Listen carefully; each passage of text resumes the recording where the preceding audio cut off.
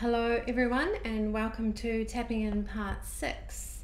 I'm Lisa and I will be going over the Tapping In Part 6 with you tonight.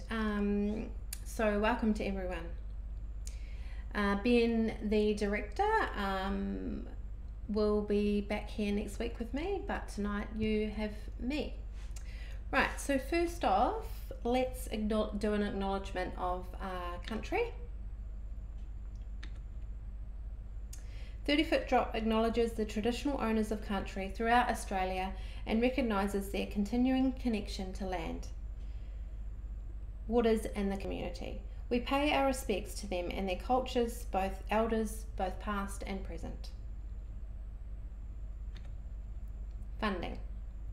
30 Foot Drop would like to acknowledge the Department of Communities Disability Services for funding this and many other initiatives.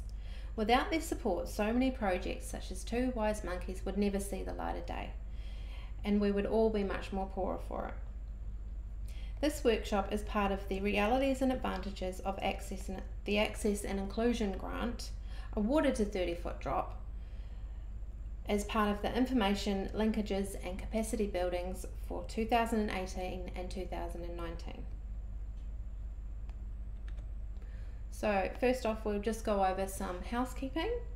Unfortunately, we don't have all the resources to monitor our live streams, webinars during the live sessions. So if you want to ask any questions, just please head over to www.30footdrop.com.au/live. There's a chat box under this video, live video. If you want to just hit the chat box, you can send any questions that you have to me, or yeah, none are off limits, so it's all good. Okay, we'll be covering a lot of information in a short period of time, so we recommend that attendees just try and minimize any distractions, because yeah, there's so much to take in. If you're distracted, you'll probably miss quite a lot of it. Also, if you could please make sure that 30 Foot Drop is tagged in all your social media posts. So if you talk about us or you want to share it with anyone, if you could just tag us in those posts, because any exposure is good exposure. We'll also be recording this session, so if you did miss anything or you did get distracted, you can go back and watch it again later. And so you can find that on our website again and also on our YouTube channel. We'll be referencing research during our session today. Oh, sorry, I've already said that bit. Also, if you know anyone that might benefit from these webinars, please once again share them, and please like our Facebook and Instagram page. We feel that our messages should be heard for the future of our community, for a better future of our community. So the research that we will be referencing today is available on our digital library. So if you follow the link below this video, it'll take you over to our website, and then head over into the solutions part, and then head into the research library, resource library, and that'll give you all the information you need about what I've covered tonight. At the end of the webinar, we have a survey that would really like you guys to fill out if you can, just to give us feedback on the webinar that we've done, or past webinars, or even questions that you have. You can fill that out for us. That'd be great. Okay. So let's introduce who the monkeys are.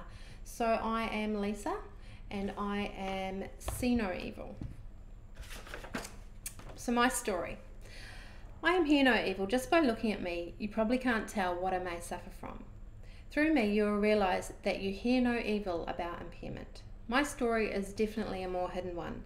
At age 8, I was diagnosed with mild dyslexia. Teachers used to hit me on the head, read out my low marks, and read out my low marks in front of my classmates. Why don't you understand what's wrong with you? Making me feel completely dumb and unworthy. But despite these challenges growing up, the dyslexia only made me more determined to succeed and prove these teachers wrong.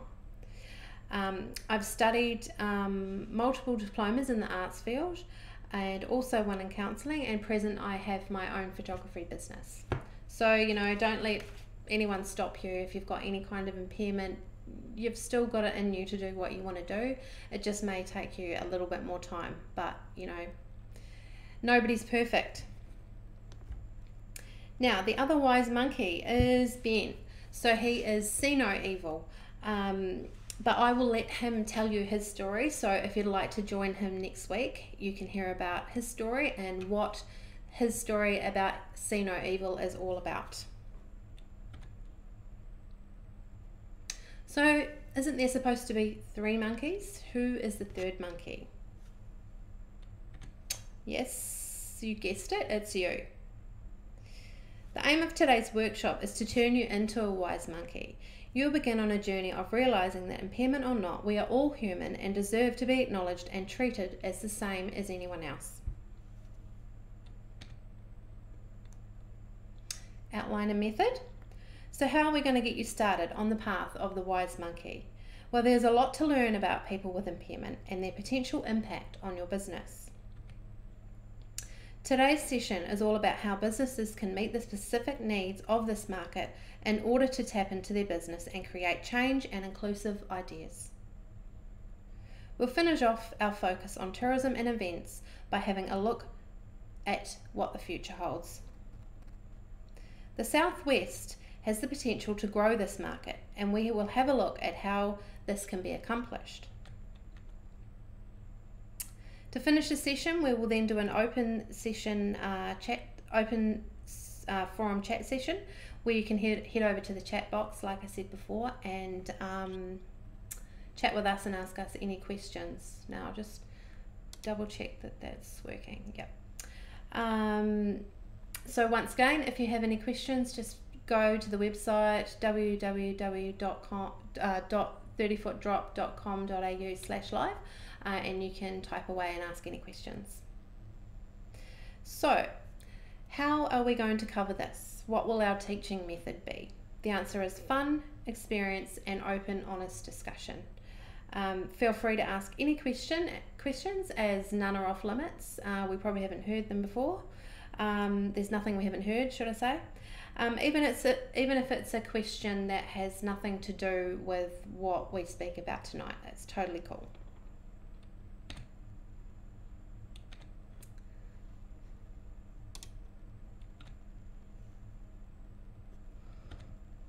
Right, you'll notice that there's very little written content on the slides. That's because you are here to interact with the presenters, and we don't believe in death by PowerPoint. So it's all about interacting with the presenters and chat boxes, websites, and social media.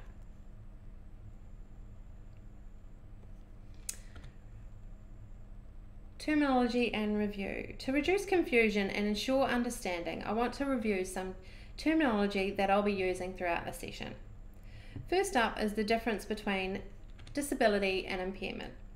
An impairment is an injury, illness, or congenital condition that causes or is likely to cause a loss or difference of physiological and psychological function. In short, your impairment is your medical diagnosis. So my medical impairment is mild dyslexia. A disability, on the other hand, is the loss or limitation of opportunities to take part in society on an equal level with others due to social and environmental barriers. It is, as the word implies, something that makes you unable to access or participate in something. For example, stairs disable Ben. In my example, words and too much wording or stylized script can make it hard for people with dyslexia to understand, which means it makes it hard for us to get the right information needed to use your service.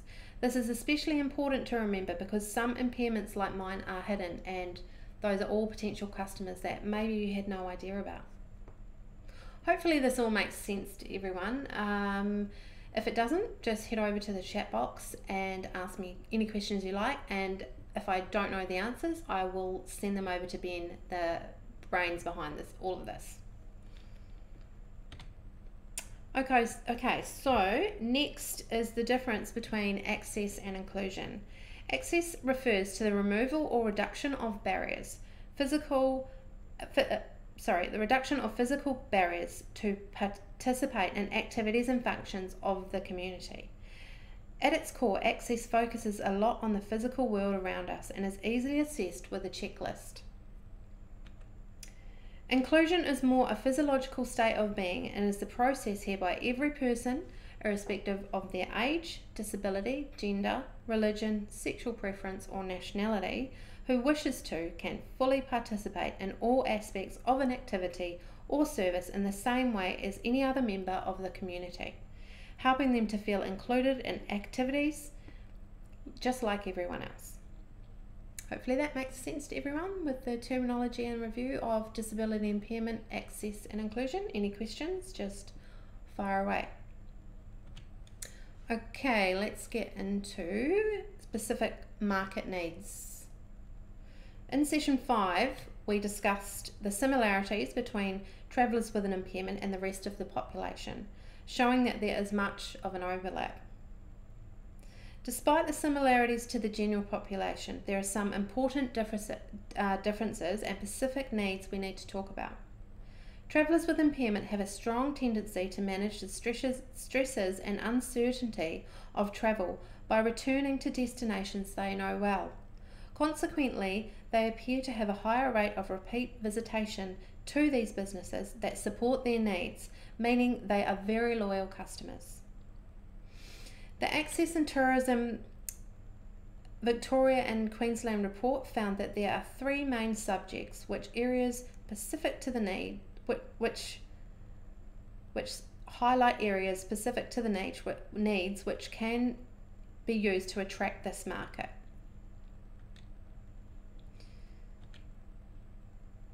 These are information, planning, and service. Okay, let's get into information. Travellers with an impairment need more support in their planning experience if they are to travel as much as they wish to. Also, for it to be an enjoyable experience rather than a stressful one. Let's face it, who likes a stressful holiday? No one. Overall, more detail in the information that is currently provided was the highest priority for this market, particularly for those with limited mobility.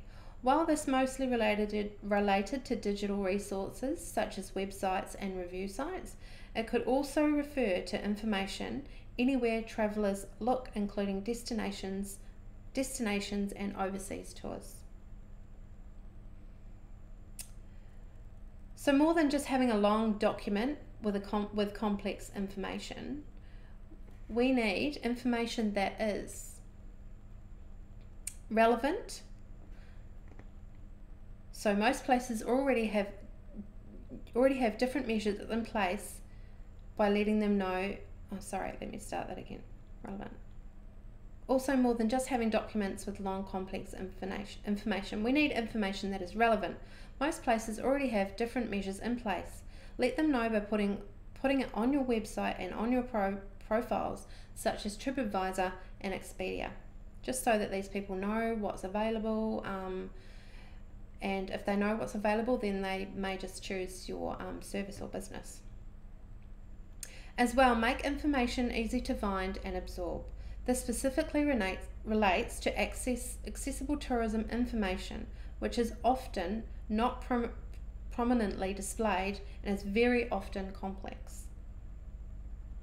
As we discussed in the previous session, this is a decisive market and people with impairment are more likely to stop a transaction or discourage others from using your business because their needs weren't met. So this is something to think about. If you've upset someone, you haven't accommodated for their needs, they're more than likely going to be telling people about it because it's hard enough as it is for these people and they just want a holiday just like everyone else. Information needs to be well structured rather than a 50-page document with all the information on it, which can also, when this happens, this can also be very overwhelming for people. And so once again, they'll probably just walk away from it. So look at breaking it down into smaller and logical parts. For example, one part on how to let the business or service know what you need. And then another part where people can, another part that shows people how they can access your ramps, toilets and ACROD bays. Information needs to be relatable. When choosing accommodation, attractions and experiences, including a range of images that cover impairments would help the potential traveller feel that they are choosing an option that they feel comfortable going to. As we discussed earlier, when you can relate to the market, you subconsciously feel welcome in going there. So once these people feel welcome and included in your business and service, then of course they're going to come along and spend their money with you.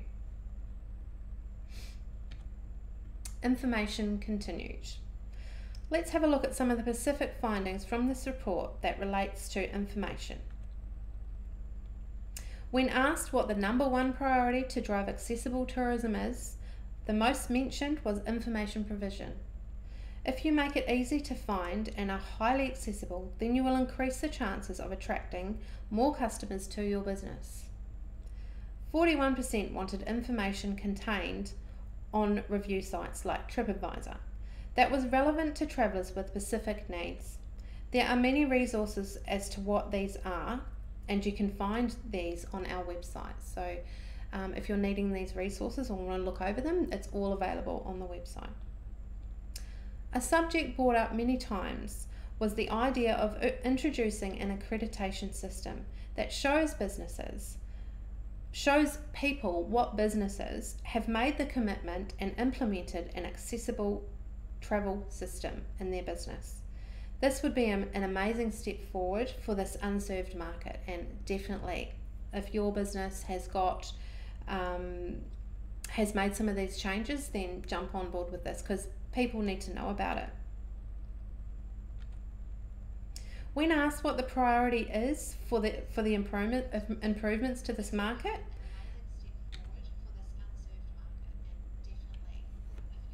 86 rated that the sorry, hang on a minute. Hopefully you all can hear me. I just can hear myself. Just move this. Ben, if you're there, can you tell me if you can hear me?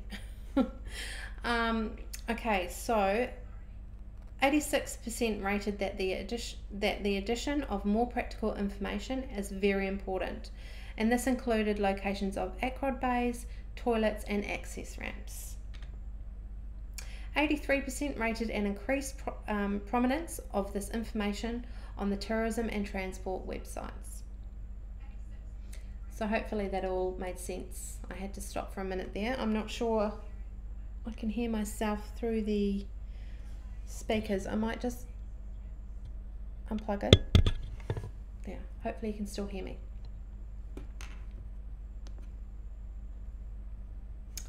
Okay, let's head over to planning.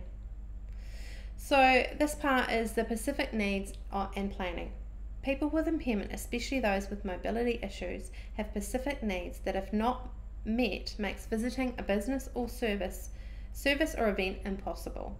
With all of the effort and cost it takes to plan a trip or visit somewhere, lots of research is done beforehand to ensure these resources are not wasted.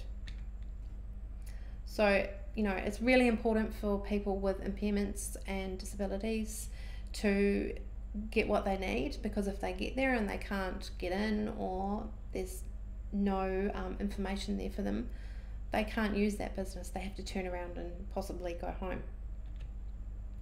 So 40% of respondents stated that not knowing what to expect was a barrier to travel, highlighting the benefit of more detailed information being available for planning their trip.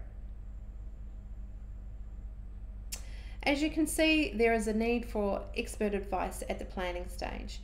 If you want to attract this market, creating relationships and prompting your accessibility on platforms such as disability forums, peak bodies in the area, specialist travel agents, and even the NDIS coordinators are all important. Internally, you can appoint an accessibility coordinator, someone who is knowledgeable in all aspects of the accessibility in your organisation. This person would be responsible for answering all the accessibility questions and queries, and they would also create good, strong relationships with these people with impairments, because these people trust these people and they go to them with any questions. Important person to have. This coordinator would also address the next point in the research. Specifically, the research highlighted a strong preference to connect with a business or a destination personally by either phone or email. So it was a strong preference that people with disability feel that they would like to connect with that coordinator by phone call or email. So it just shows how important that personal contact is for these people. And I feel like I would be the same if I was in those positions. The unknowing just causes so much anxiety for these people. This would provide a potential customer with information in a rapid and accurate manner, increasing the likelihood of converting it to a sale. That personal connection is so important, like I said, for someone with a disability or impairment. Traditional travel agents with a strong service ethic could also be important in driving this conversion, particularly for older travellers and those with lower support needs. Many clients had low expectations, so this advice could expand their interest and create more demand for your product or service. Travellers with an impairment find it hard to be inspired when they don't know what is possible, and having an advocate at your business would be a huge win for everybody. Okay, service. There are still many challenges with regards to attitudes and understanding from tourism, hospitality, event staff, and those of the public towards people with impairments. This is especially a challenge for young travellers with an impairment, or for those with hidden impairments who require support in less obvious ways. Top service by all staff is a key driver for recommendation across all travel categories in this study. So the best possible service that you can offer is one of the top priorities. And as you know, good service drives more customers. Cost. Okay, cost is very important for many travellers with impairment, as many travel with a carer or extra equipment, which makes their costs even higher than anyone else. So businesses probably should consider this. Assistance with these costs, including potentially via the disability insurance scheme or via a special deal or service for those with a carer, would assist removing the barriers to travel, and also it has a ripple effect in regards to the ethical consumerism, as discussed in the earlier sessions, which if you missed it, next week we'll be doing that again.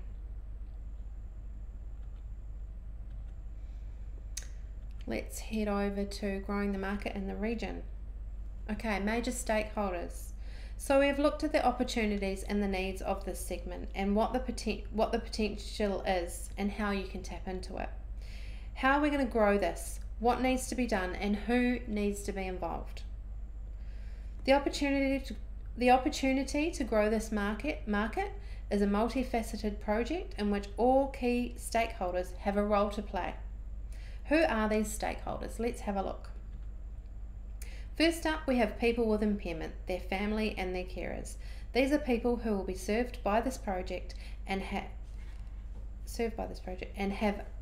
a direct understanding of their needs. Is critical at every stage. So what I mean by that is the people that have impairments need to be involved so that everyone can understand what their needs are, so that the right decisions can be made. So who else do we need to get involved? Peak bodies that represent both tourism and the disabled sector. These guys need to make the choices alongside the people with the disability to ensure that the needs are met. Who else do we need? We need the government on a state and local level to help with infrastructure. Destination and management organisations such as visitor centres are also important. Tourism and events services. service providers, all major stakeholders. These are all people that need to get involved and bring this together and build a better future for every human being. Okay, growing the market in the region. This part is intended as an executive overview of all the stages. This is by no means a how-to and we must do, and we realise that there is much more involved. So, you know, this is just a start. We're going to, once the ball's rolling, we can all come together and make this happen. The 5 stages that are required to grow this market are consult, conspire, educate, correlate, promote, and lastly, build. Let's have a look at these closer and how the stakeholders need, and show you how the stakeholders need to become involved.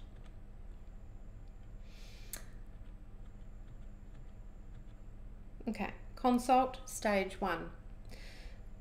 Consult. This should be the foundation of accessible tourism. It should ensure that what is offered is being built on rich understanding of what travellers with an impairment want and need.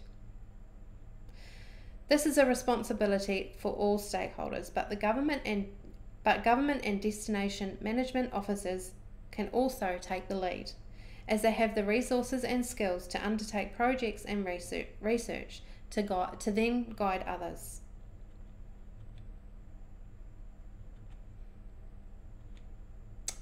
Stage 2. Ensure that the industry has an understanding of the potential of this sector and provide support on how to start targeting it.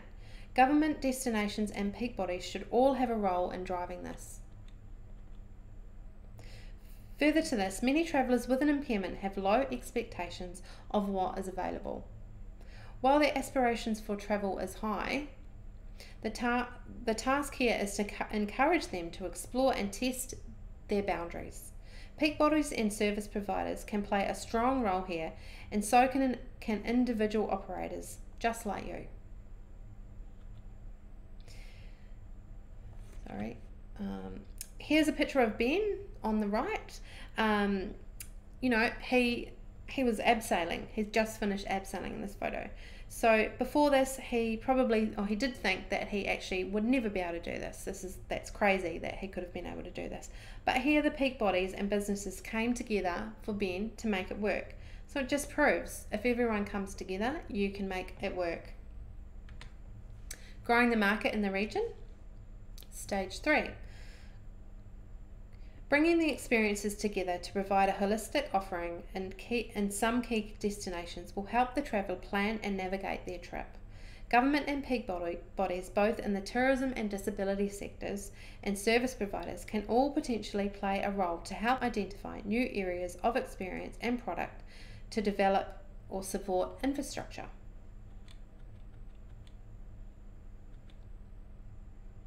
Governments can work with this sector in a number of ways, including improving accessibility standards in the industry, developing infrastructure that considers the complete user experience. Okay, stage 4, promote. Many travellers are not aware of what there is to offer. Therefore, it is important to promote what is available and generate demand. The information needs to be easy to find and well structured. Provide the opportunity to develop further planning and to build confidence in the experience and trip. This is the responsibility of individual businesses and destinations. Growing the market, part 5. While this is not the highest priority for now, new infrastructure needs to be the subject of an ongoing focus, ensuring that any new infrastructure employs universal design principles, which will make this opportunity more cost effective for the future. This is a cross-industry responsibility, so it's important for businesses and companies to follow these standards, as it is also a responsibility of the people with impairment to also generate demand. So once again, build, all come together. The people with impairment and disability need to be heard to get these changes made and keep them made, and it's the way forward for the future, because, you know, There's so much being missed out, and why should they miss out? Wow, so that's me done for the webinar talking. Hopefully I didn't talk too fast and that you understood everything I was talking about. It's a lot of information to take in, so if you need to re-watch the webinar, you can just re-watch it now. If you have to go, that's cool, you can head off, but if you could you please, before you go, head in onto our website and fill out the webinar part 6 survey and let me know and let us know how we're going. Excuse me. So now I am just going to ask if there's any questions. I'm going to take 5 minutes, so we'll come back at 20 to 7. So I'm going to turn the video off, and there'll just be a blank screen with information on it, so I haven't gone anywhere. So if there's any questions, type while you see that screen, and I will be back in 5 minutes.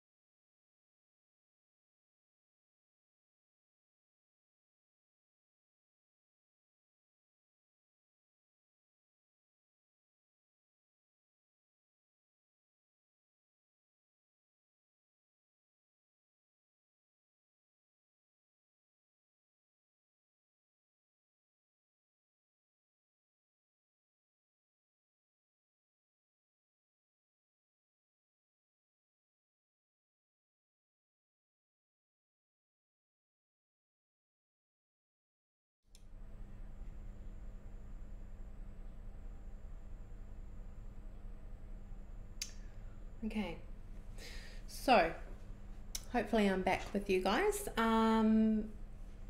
It doesn't look like we have any questions, so that is cool. I'll just double check again. Okay, so anyway, let's get back to the last part. If you do think of any questions along the way or afterwards, you can email us, or you can head over to our Facebook page, Instagram page, website, chat box to ask questions on any of those platforms.